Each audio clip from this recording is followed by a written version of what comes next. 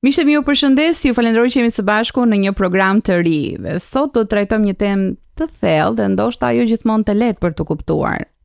A ndikohen kombet vetëm nga politika dhe ekonomia apo ekziston edhe një dimension frymëror që e formson realitetin ton? A ka mundësi që pas problemeve të dukshme si korrupsioni, frika, përçarja, padrejtësia apo edhe konfliktet e armatosura të fshihen forca të padukshme? Pikërisht për këtë gjë do të diskutojmë sot në program, do të flasim për fortesat frymërore të një kombi. Është një temë që trajtohet pak ose as pak. Edhe me mua në studio është miku im, Melsi Seferi, kemi vendosur ta bëjmë këtë program së bashku, të seri programesh. Faleminderit që jemi ne sot. Faleminderit Enkeleda edhe një për ftesën, është gjithmonë kënaqësi të jem këtu bashkë me ju. Shumë faleminderit që jemi bashkë sërish në studio, është gjithmonë kënaqësi që ke gjetur kohën të flasim edhe për këto tema që janë pak të vështira për të folur. Shumë faleminderit edhe një për ftesën, dhe tema është shumë interesante sepse është reale shumë për jetën e përditshme, çfarë ndodh në jetën tonë përreth nesh, por edhe në qytetin tonë ose edhe në kombin tonë.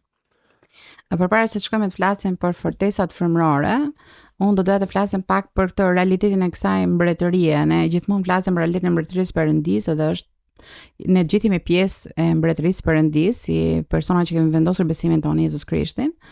Por pak dëgjojmë edhe për mbretërinë e Satanit dhe në fakt kjo nuk është ideja ime dhe jotja, por është e shkruar në fjalën e Perëndisë. Ne sot kemi marr armët tona, jemi pajisur me armët tona këtu edhe të shikojmë se ku dëgjojmë, ku shikojmë në fjalën e Perëndisë në lidhje me mbretërinë e Satanit. Nëse mund të shikojmë një pjesë të shkrimit. Unë do të thosha që Jezusi gjë e parë që tha, fjala e parë që tha, shpendoni, besoni sepse mbretëria e Perëndisë ka ardhur këtu. Kështu që Jezusi e filloi me mbretërinë e Perëndisë. Mbretëria e Perëndisë erdhi kur Jezusi erdhi.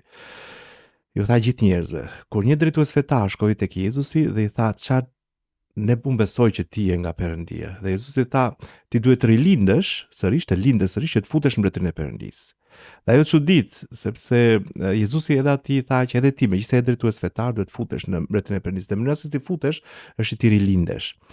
Edhe shpesh herë ne themi që fokusi në besimin e krishterë është shpëtimi, të lindesh sërish. Por në fakt të rilindesh është thjesht hapi i parë, nuk është fundi. Ndonjëherë mendojmë unë jam i rilindur, unë u linda sërish para 30 vjetësh, e mbaj mend ditën, datën, e festoj çdo vit si ditëlindjen time frymërore, por në fakt ai është vetëm hapi i parë. Fokusi është mbretëria e Perëndisë. Ne rilindemi, jo thjesht që të shpëtohemi nga e keqja, por që të futemi në mbretërinë e Perëndisë. Dhe kur ne futemi në mbretërinë e Perëndisë, ne kuptojmë që ai është mbreti ynë, ai mbretëron në zemrën tonë, po kudo përreth nesh mbretëron i ligu. Edhe tek Mateu 12, vargu 22. Ai edhe i ligu është armiku i Perëndisë. Edhe në momentin që ne bëhemi pjesë e mbretërisë Perëndisë, jemi bijtë e Perëndisë tonë, automatikisht jemi edhe armiqt.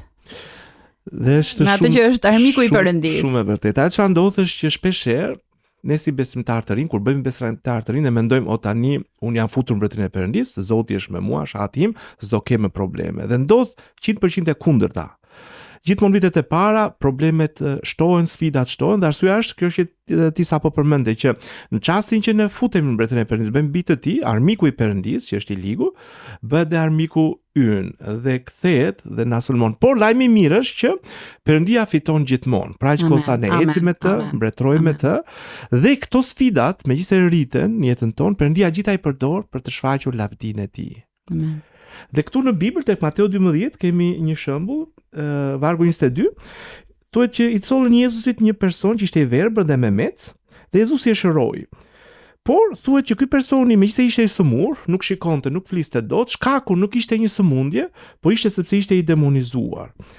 Dhe kur Jezusi e shëroi, i verbi dhe mërmeci fliste dhe shikonte, dhe gjithë turmat mahniteshin. Dhe thoshin ky duhet të jetë ai biri i Davidit, ai Mesia, shpëtimtari që ne prisnim. Dhe Jezusi ja u shpjegon atyre. Dhe në doktrinë e krishterë gjithmonë dihet që baza është çfarë Jezusi ka mësuar, dhe pastaj çfarë apostujt, gjithmonë themeli. Dhe Jezusi thotë që dhe pastaj fariseët thoshin që ky demon, këta demonët me anë të princit të demonëve, domethënë Belzebubit, domethënë kreu të demonëve. Dhe Jezusi thotë atyre te vargu 25 se çdo mbretëri që përçahet në vetvete shkretohet, dhe çdo shtëpi që është e përçarë vetvete nuk qëndron. Atëherë nëse Satani, domethënë i ligu, akuzuesi, domethënë i vëllezërve, është i përçarë vetë si mund të qëndrojë mbretëria e tij. Dhe Jezusi këtu thot disa baza të mbretërisë së Perëndisë, që ka një mbretëri të Perëndisë, por ka edhe një mbretëri të ligut. Po. Edhe ajo mbretëria është e organizuar. Po. Sipas asaj ka princ, ka Dhe është e pamundur që unë të dëboj këta demonët përmes autoritetit të princit demonët, sepse kështu ajo do përçahet, do shkatrohet, do thonë. Kështu Jezusi thot atyre, unë i dëboj demonët me anë të fuqisë së Perëndisë, me gishtin e Perëndisë, me anë të frymës së Zotit. Aty ku vjen mbretëria e Perëndisë, atëherë i ligu e humbet mbretërinë e tij.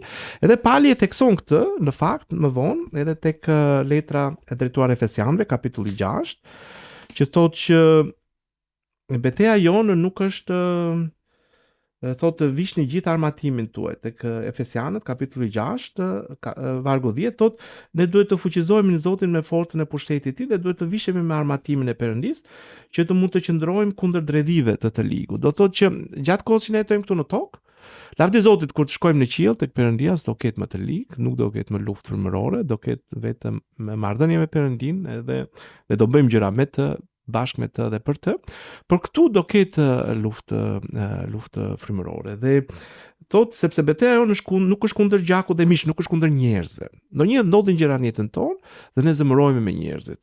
Po. Edhe duan të marrim hak ndoshta, ose minimumi duan vendosim drejtësi. Por Zoti thotë jo, as mos merr hak, as mos vendos drejtësi me forcën tënde. Shumica njerëz ndalojnë që unë, dua të vendos drejtësi, nuk do marr hak, po do vendos drejtësi. Po Zoti thotë jo, ma lër mua dhe fale atë person, sepse nga mbrapa tij qëndrojnë këto principatat, pushtetet të errësirës, sundues të botës së errësirës, frymërave të liga në vendet e qellore. Edhe te letra e 2 e Korintasve, kapitulli 4, vargu 10 thuhet që i ligu është princi i ajrit që sundon, jo në ajrin e dukshëm, por në botën frymërore të pa dukshme. Për shembull, është një histori në Bibël kur një mbret i sirianëve dërgon ushtrinë e tij për të kapur profetin e Zotit Eliseun. Edhe shërbëtori i tij vjen tek Eliseu dhe shumë i friksuar, thotë, po çfarë do bëjmë tani? Edhe Zoti ai, ata që janë me ne janë më shumë se ata që janë me ta. E thotë Zoti hapi syt, dhe Zoti hapi syt atij dhe pa që në botën frymërore kishte një ushtri ëngjësh që qëndronte midis profetit të Zotit. Dhe ka raste që kur ne lutemi ose kur ne i kërkojmë Perëndis, ai na hap në syt për ta parë këtë botën frymërore dhe shikojmë që janë engjëjt e Perëndis, po janë edhe pushtetet e errësirës. Por Jezusi tha është më mirë ai që më beson mua dhe pa parë, domethënë. Kështu që nuk është se patjetër ne duhet t'i shikojmë, por për shkak se thuhet në fjalën tënde ne mund ta besojmë që kjo është e vërtetë. Ne kemi të përmendur në shkrim, jo vetëm në 10-ën e vjetër që e përmendë shembull, dhe kemi shembull pafund në 10-ën e vjetër në si Perëndia ka folur për një realitet të padukshëm dhe ata të gjithë besonin atë. Po edhe kemi në 10-ën e re tek letra 2 e Korintasve në kapitullin 2 dhe në vargun 4, përsëri shikojmë që eksperiencat mbi natyrore të aty apostulli Paul tregon për eksperiencën mbi natyrore të një personi janë realitet. Janë njësoj si realitet, është realiteti që shikojmë ne me sy, por ka edhe një realitet tjetër. Do të thënë, do doja që përpara se të vazhdojmë me gjëra të tjera që kishim përgatitur, është që si në Testamentin e Vjetër, ashtu edhe në Testamentin e Ri, Zoti ka bërë shumë të qartë. Jezusi vetë ka stabilizuar, si të që në fillim, ekzistencën e këtyre dy mbretërive dhe edhe se kush është pozicioni i secilës. Por edhe e shikojmë apostulli Paul më mbrapa edhe mbasi Jezusi u largua fizikisht nga kjo botë, apostulli Paul e përmend këtë si eksperiencë. Do doja që të shikonim dhe thelbi i programit tonë është në lidhje me fortesat frymërore. Do të shkonim pak fortesat frymërore në një komb. Çfarë janë fortesat? Çfarë mund të quhet fortesë? Fortesa frymërore personale, këto janë si tip kështjellash ku i ligu na fut në mënyrë personalisht dhe përdor mëkatin në jetën tonë. Ne shumicës së këtyre i shpëtojmë kur ne pranojmë Jezusin. Por ka edhe gjëra të trashëguara ose gjëra të kulturës ose të shoqërisë që ne jetojmë, që ne mund të jemi pre e atyre gjërave. I ligu na mban ne në këto fortesa, në mendjen tonë. Këto fortesa janë në mendjen tonë, në mënyrë personale, përmes mashtrimeve. Dhe në çastin që ne lexojmë me Biblën, Bibla ato transformoni do të ndryshoni si njerëz drejt imazhit Perëndis, duke ripërtrirë mendjen. Kështu që ne kur shkojmë te fjala e Zotit, ne kuptojmë të vërtetën dhe në një çast Zoti na tregon që shiko, për shembull, të gënjesh është gabim, do të thënë ti duhet jetosh gjithmonë të thosh vërtetën, ose të vjedhësh. Gjithë vjedhin për shumë për etnesh, shoqërinë tonë është gjithë kush vjedh sa më shumë, kurse kur vjen te fjala e Zotit thotë që kjo është diçka e papranueshme nga Perëndia, do të thënë. Tani vjedhja dhe gënjeshtja janë pak kështu hapur, po edhe lakmia. Po, lakmia do të thënë, lakmia është ka përcaktuar shumë qartë fjala e Zotit, mos lakmo gjën e tjetrit. Sepse Jezusi tha mund të shërbesh vetëm një zotëri, o do i shërbesh ose Perëndis ose paras. Kështu që ne si njerëz kemi duhet zgjedhim çdo ditë, do të thënë tash do mendojmë cila është gjëja e parë që mendon ti kur zgjohesh. Nëse është Perëndia, atëherë gjitha gjërat e tjera do zënë vendin e tyre. Nëse ti zgjohesh në mëngjes e thua sa para do fitoj unë, atëherë ka diçka gabim, do të thënë në jetën time, në jetën tënde, në jetën e çdo besimtari. Dhe kështu që nëse do i shërbesh paras, atë ditë për shkak nuk do i shërbesh dot Perëndis. Po nëse ti ngrihesh në mëngjes e thua unë do falënderoj Zotin, do ec bashkë Perëndis, edhe ai do mbekoj, ai do kujdeset për gjërat e tjera. Në mbretërinë e Perëndis, mbreti kujdeset për qytetarët e tij, do të thotë. Dhe Bibla thotë qytetaria jon nuk është nga toka. Unë nuk jam një person që jam lindur në Korçë dhe jam shqiptar. Unë nuk jam një person që kam jetuar në Gjermani, tani kam pasaportë gjermane. Personalisht, identiteti im i madh është qytetaria ime, është në qiell. Unë jam biri i Perëndis. Perëndia është ati im, ai është mbreti i gjithë qiellit dhe unë jam ambasador. Këtu ku unë jam në Shqipëri, unë vi me autoritetin që ai më ka dhënë. Apostulli Paul tha ne jemi ambasador, ne përfaqësojmë Perëndin. Dhe unë nuk kujdesem për të ngrënë për të pirë, për gjërat e përditshme, sepse mbreti, babai im kujdeset për mua. Unë jam këtu për të përfaqësuar atë dhe për ta sjellë mbretërinë e tij që Jezusi, mbretëria e Perëndis nuk vjen në të dukshmen. Në kohën e Jezusit i thanë ku do jetë mbretëria. Ajo vjen në zemrat e njerëzve. Dhe kur ajo vjen në zemrat e njerëzve, ajo transformon. Kur Jezusi vjen si mbret në zemrën time, transformon gjithë jetën time. E njëjta gjë është dhe pasaj në nivel në familje dhe në shoqëri. Çfarë Zoti bën në një jetë në individi, mund ta bëj dhe në jetë e një kombi. Madje Zoti i shikon kombet në Bibël, po të shikosh doktrinën se si Zoti i shikon kombet, i shikon si një person. Shumë shpesh te profetë e vjetër thoshte vajza e Jeruzalemit ose grua e virgjër e Izraelit, do të thënë. Dhe po të shikojmë kur profeti profetizon ndaj kombeve ndryshme, profetizon si ndaj një personi.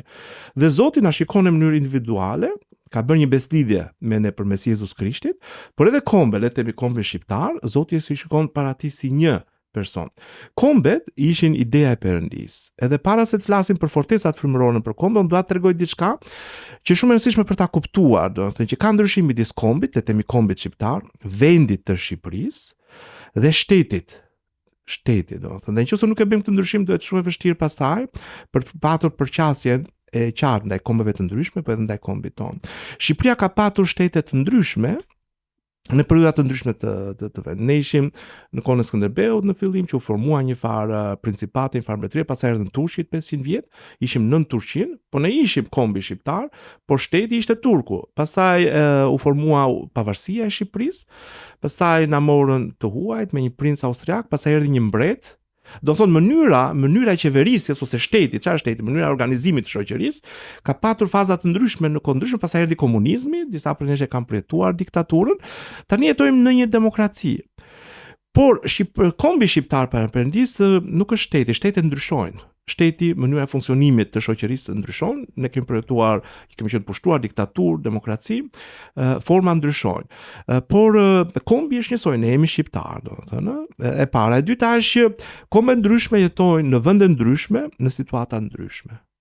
Është Zoti, thuhet në Bibël, ai që përcakton kohët dhe kufit e kombeve, do të thosh vetëm Perëndia, do të thënë. Dhe ka patur raste, për shembull, edhe në historinë e Izraelit, dhe në historinë e popullit shqiptar, që Zoti dhe i zhvendos kombet. Nëse ata nuk i binden Perëndis, Zoti tha atë nuk ju zhvendos, ju do bëheni sklever. Kështu që ne themi Shqipëria, shumë prej nesh mendojmë Shqipëria që është tani, po Shqipëria ka qenë ndryshe përpara, do të thënë, ose Shqipëria është heretuar nga shqiptar që jetojnë në vende të organizuara politikisht ndryshe, ndoshta edhe me emër tjetër. Ndryshe. Kështu që këtu duhet kemi pak kujdes për shembull kur flasim, kur ne lutemi, unë në përgjithësi lutem për kombin shqiptar, do të thënë. Për njerëzit që janë në Shqipëri. Që thos shqiptarët pavarësisht kufive. Po, ku janë, do të thënë. Dhe pastaj ka raste që Zoti na drejton ne për kombin shqiptar ose edhe për Shqipërinë, për shkak sepse Zoti nuk është i kënaqur me mënyrën se si shteti funksionon, mënyrën se si shoqëria është organizuar, që të lutemi për gjëra specifike për Shqipërinë ose për shqiptarët përreth Shqipërisë. Por janë tre nocione të ndryshme. Zoti ka krijuar kombet dhe Zoti është i dashuruar me kombet. Dhe Zoti dëshiron që gjithë kombet e botës t'i shpëtojë. Dhe në tjetër mënyrë se si mbretëria e Perëndisë mund të vijë në një person, mund të vijë edhe në një komb të caktuar ose në një qytet të caktuar. Ai dëshiron të transformojë jo vetëm jetën e njeriut, por edhe jetën e një qyteti, edhe jetën e një kombi. Tani shumë besimtarë thonë që unë nuk interesohem fare për qytetin tim, për kombin tim. Atë çfarë ndodh është që nëse ne nuk si besimtarë nuk interesohemi për gjërat që ndodhin përreth nesh, ne do vuajmë pasojat, le të themi, nëse në një vend ka shumë korrupsion, ne do kemi shumë vështirë që të ndjekim perëndinë jetën tonë personale, sepse ky sistem korrupsioni, këto fortesa korrupsioni që janë në një vend, do na ndalojnë ne ose do jenë pengesë e madhe për ne. Do pengojmë punën. Që ne të bëjmë atë që Zoti na ka thirrur, sepse nëse ne duam të hapim një shërbes, ata do na kërkojnë parë në dorë ose mbi dorë dhe do jetë vështirësi, kështu që ne duhet t'i adresojmë jo vetëm fortesat personale ose në familjen tonë, por edhe fortesat që mund të jenë në një komb. Dhe mënyra se si ne adresojmë është me Perëndinë. Dhe ne fillojmë në lutje. Gabimi tjetër që është bërë është që disa persona kanë ndaluar vetëm në lutje. Këto fortesa mund të rrëzohen në lutje, duke ecur me Perëndin, duke u lutur sipas vullnetit të Zotit, por ti duhet që të ndërtosh pasaj qytetin e Perëndisë. Do vazhdojmë pak më vonë atë. Kështu mbetemi tek këto pengesat. Dhe duhet të shkojmë pak bash shkojmë prapë tek ajo që është arma jonë, edhe aty ku ne kemi të mbështetur çdo gjë që flasim sot. Nëse shkojmë tek Danieli 10, në vargun 11, edhe nga vargu 11 deri në vargun 13. Dhe po lexoj unë shpejt. Daniel, e njeri fort i çmuar, përpiqu të kuptosh fjalët që po të them dhe ngriu në këmbë, sepse më ka dërguar tek ti. Kur më tha këto fjalë, u ngrita në këmbë duke u dridhur. Pastaj më tha, mos ke frikë Daniel, që nga dita e parë, kur ti dëshirove me gjithë zemër të kuptoje dhe e përule veten para Perëndisë tënd. Fjalët e tua u dëgjuan dhe unë erdha prej tyre. Që ditën e parë, por pastaj ndodhi një gjë. E vazhdon vargun 13. Por princi i mbretërisë së Persisë më kundërshtoi 21 ditë. Por ja, Mikaeli, një nga princat e parë, më erdhi në ndihmë, sepse kisha mbetur atje me mbretin e Persisë. Dhe tani kam ardhur të bëj të kuptosh atë që do t'i ndodh popullit tënd në mbarim të ditëve, sepse vegimi ka të bëjë me një kohë të ardhme. Do të thënë, unë shikoj që është që nga dita e parë angjëlli erdhi të përgjigjë lutjes së Danielit. Por Danieli nuk e patë, derisa nuk e mori këtë përgjigje derisa kaluan 21 ditë sepse u pengua. Dhe e shikojmë Chelsea tek pse u përgjigj që ditën e parë, erdhi që me një herë u përgjigj Perëndia Daniel lutjes së tij, sepse ai thotë e dëshirove me gjithë zemër të kuptoje. Dhe e përule veten përpara Perëndisë. Kështu që mendoj që është shumë e rëndësishme në kohën tonë të lutjes dhe që dëshira e zemrës tonë të jetë në përputhje me planin e Perëndisë, dhe është e rëndësishme të kemi kuptim, të kërkojmë Perëndisë kuptim. Kur nuk dim, do të lutemi, do kërkojmë më shumë në shkrime dhe do të pyesim. Edhe të tjerë. Në fakt, në Bibël tregohet që Danieli lexoi një varg nga Bibla dhe profeti Jeremia, që ai ishte mbështetur nga librat në profecitë e tij, në librin e profetit Jeremia, kishte thënë që mbas 70 vjetësh Zoti u ta kthente popullin e tij. Dhe çfarë i bëri, u gëzua në radhë parë, pastaj kuptoi dhe përgjegjësinë e tij, që kjo gjë nuk do ndodhte. Kuptoi që 70 ditë kishin kaluar. Tani është koha që kjo gjë të ndodhë. E tha Zoti nuk gënjen, është shkruar aty 70 vjet do ndodh, por ai filloi të luteshe për të kuptuar atë gjë. Dhe domethënë profecia, në fakt është profetizuar diçka, nuk është mjaftueshëm. Nuk është gjithmonë që ka një është përgjegjësi, ka një përgjegjësi për brezin në momentin kur do të përmbushet profecia. Ka një përgjegjësi, ai brez ka një përgjegjësi. Po, edhe në Bibël, edhe te Dhjata e Re, apostulli Pauli thotë Timoteut, ti duhet të bësh luftën e mirë në bazë të profecive që janë për ty. Domethënë profecia është vetëm hapi i parë. Zoti flet një fjalë, të tregon çfarë ai dëshiron që të bëj, po ti dhe unë ne duhet bashkëpunojmë në nivel personal, po edhe në nivel kombesh, duke u lutur në fillim që ajo gjë të ndodh. Nëse ne nuk lutemi dhe i besojmë Zotit, ajo gjë nuk do ndodh. Ka shumë profeci të paplotësuara për shkak se ne si njerëz nuk bashkëpunojmë. S'kemi bërë pjesën tonë. Dhe Danieli kuptoi këtë gjë dhe ai u lut, filloi të lutesh të agjeronte derisa erdhi depërtimi. Arsyeja pse ato gjëra nuk ndodhin, është se jo se Zoti nuk do, Zoti dëshiron. Arsyeja pse ato gjëra nuk ndodhin është për shkak të realitetit frymëror që është përveç i ligu do përpiqet të luftojë që ato gjëra të mos ndodhin. Dhe ne duke këmbgulur në lutje, ne kështu e mundim të ligun, duke qëndruar në besim. Dhe atëherë ato gjëra do ndodhin.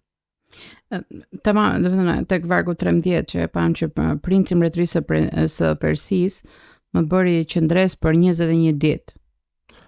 Por 21 ditë ishin po ato ditë që Danieli u luta, e thatë unë luta dhe gjërova për 21 ditë. Do të thotë që kur Zoti vendos diçka në zemër, fillon lutu, besoj Perëndis këmbgul në lutje derisa ajo gjë të ndodh në botën frymërore. Dhe kur ndodh në botën frymërore shfaqet pasaj edhe në të dukshmen. Gjithë njerëzit që jetojnë një jetë lutje me Perëndin thonë që një nga lutjet është që ti lutesh derisa të depërtosh në frymë.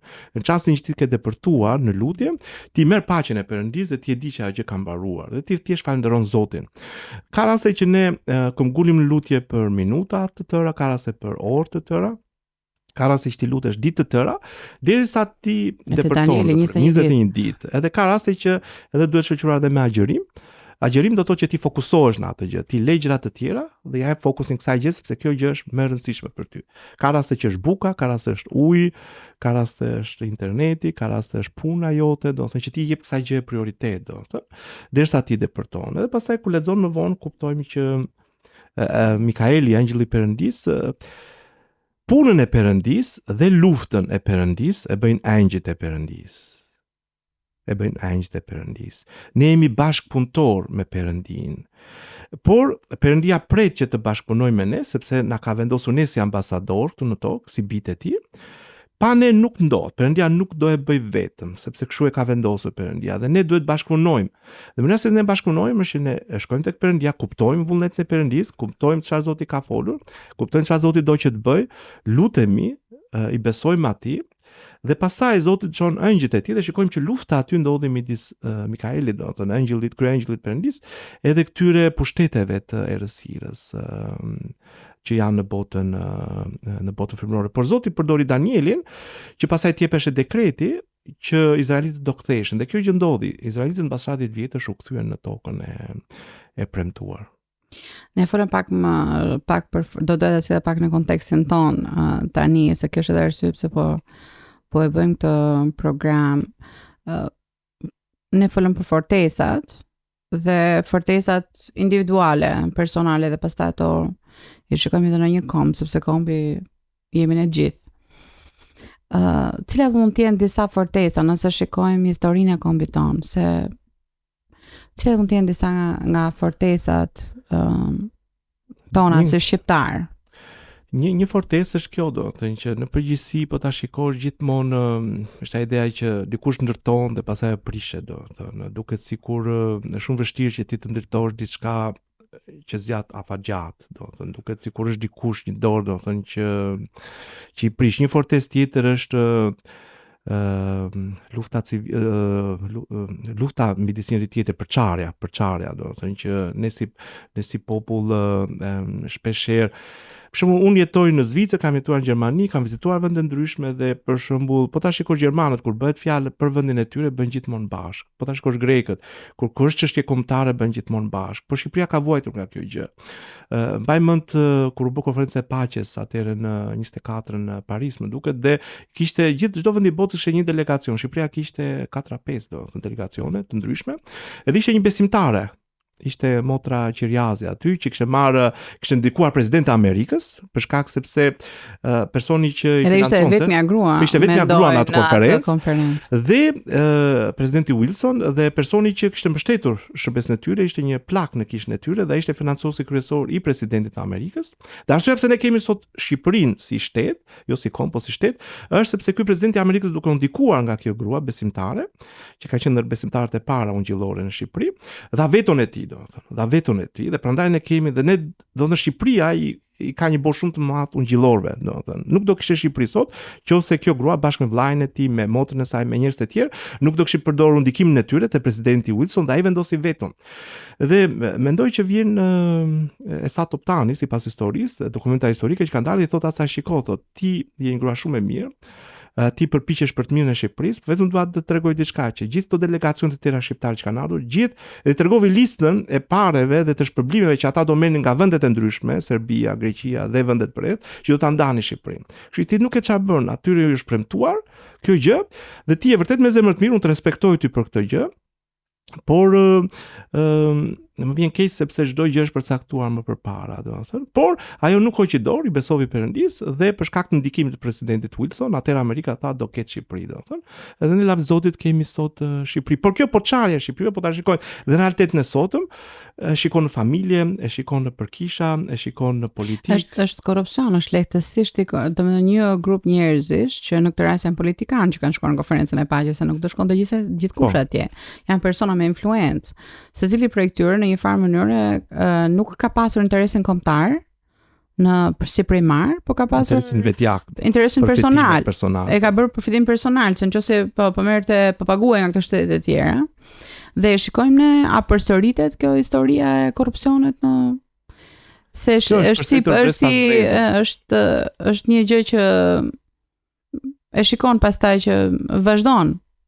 Akoma nuk ka dalë një brez në Shqipëri drejtues të shoqëri, jo vetëm politik, por që drejtues në për biznese, drejtues në çdo fushë ose sferë të shoqërisë, që të marrë drejtimin e këtij vendi e thonë që ne duam të bëjmë diçka të mirë, domethënë me drejtësi për këtë gjë, domethënë gjithmonë për çdo gjë që bëhet në fillim përdoret për interesin personal, domethënë duket sikur bëhet për Shqipërinë. Kështu që ka edhe fortesa tjera, domethënë, por kjo është domethënë që si tip mallkimesh të trashëguara që ti ndërton diçka, por ajo prishet, është dikush tjetër që punon kundër teje, domethënë.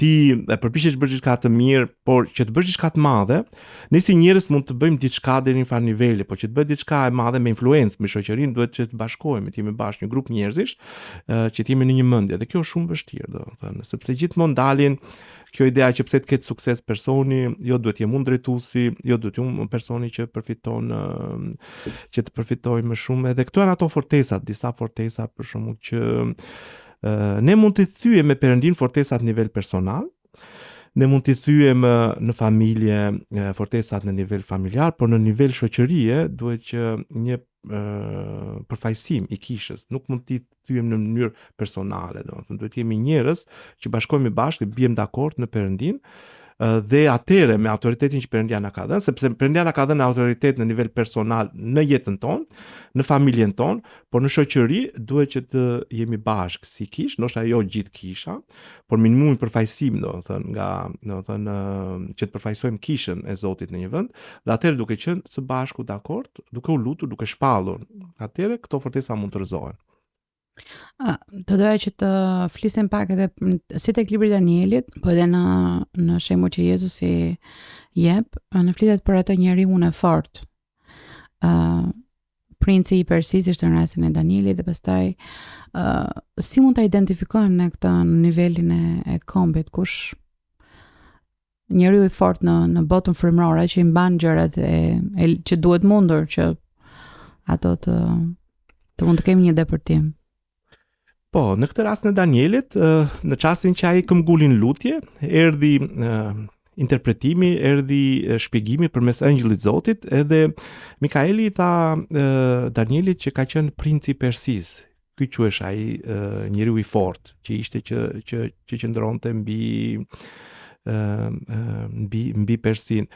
A çfarë do të shku, ne lutemi Zotin na tregon si në jetën tonë. Për shembull, ka raste që ne kemi një betejë për vite me radhë nuk e thyem dot diçka. Shkojmë tek Perëndia dhe themi Zot çfarë na pengon, Zot do të është kjo gjë. Adresoje këtë gjë, edhe ajo gjë do largohet. E njëjta gjë është në nivel kombesh, por Zoti jo vetëm tregon kush është njeriu i fortë, por tregon edhe kush është dhuntia, dhurata që Zoti i ka dhënë një kombi. Zoti na ka dhënë në nivel individual neve dhuntit e frymës së Zotit, dhuntit e tij, por edhe kombeve të caktuara i ka dhënë dhuntit të caktuara. Është shumë e rëndësishme që të identifikojnë të dyja. Nëse identifikohet vetëm njeriu i fortë dhe nuk identifikohet dhurata, dhuntia, Zoti ka dhënë kombeve të ndryshme, dhunti ndryshme. Dhunti Zoti na jep për të tjerët.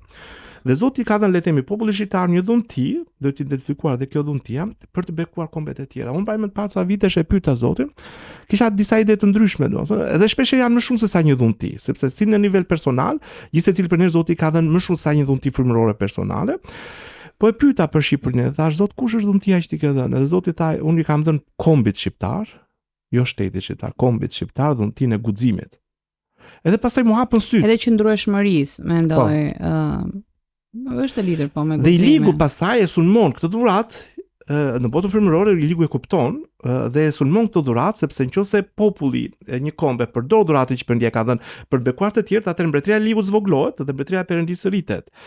Dhe prandaj po ta shikojmë edhe për shembull, mënyra si sulmon me përçarje, domethënë, dhe mu hapën syt për shembull që për shembull le të them në Zvicër ku unë jetoj, ka një komunitet shumë të madh kosovarësh, domethënë, në Zvicër që janë 2-3 breza aty, që identifikohen dhe si zvicerian tani, po që në thelb unë jam shqiptar i Kosovës, dhe pothuajse gjithë kanë patur shumë sukses, kanë hapur bizneset e tyre, drejtojnë madje bashki, do janë futur në politik, dhe po ta shikosh ne si popull jemi guximtar, por mund ta përdorim guximin për keq, domethënë, për të bërë gjëra të këqija, por mund ta përdorim guximin edhe për mirë.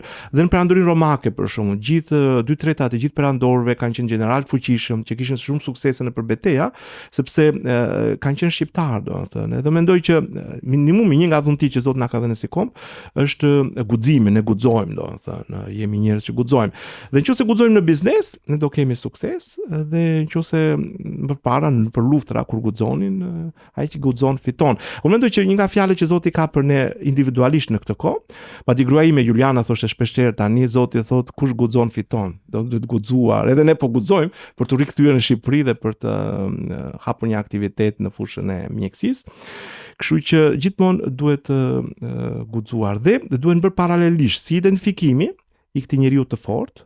I njeriu i fortë është një pushtet i errësirës që përpiqet përmes mashtriveve ta mbajë një komb që të mos ecë në vullnetin e Perëndisë, në mënyrë që njerëzit brenda të vuajnë.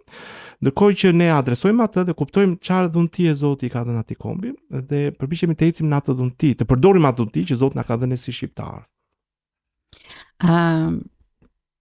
Tani kemi ardhur në fundin e bisedës tonë.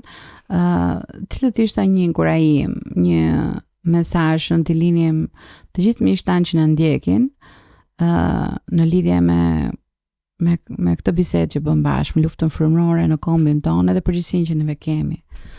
Për të qëndruar për të vërtetën e Perëndisë, sepse Zoti na i ka hapur syt, nuk kemi më të verbër.